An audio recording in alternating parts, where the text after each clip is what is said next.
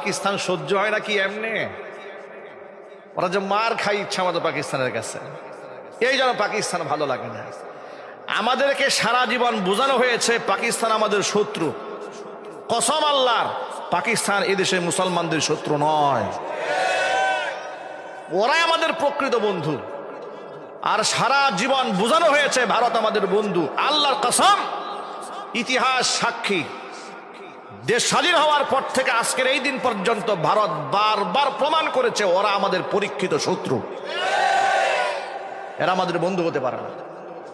যারা আমাদেরকে কথায় কথায় হুমকি দেয় যে খাবার বন্ধ করে দেব, পানি বন্ধ করে দেব, এরা বন্ধু হতে পারে? আওয়াজ নাই কেন আপনাদের? নাকি আপনাদের মধ্যে কোনো ভয় আছে এখনো? স্বৈরাচারী নাতিপুতি কেউ আছে নাকি এখানে? থাকলেও ডোন্ট কেয়ার, এগুলো আমরা থাকা অবস্থায় কিছু মনে করি নাই। আরে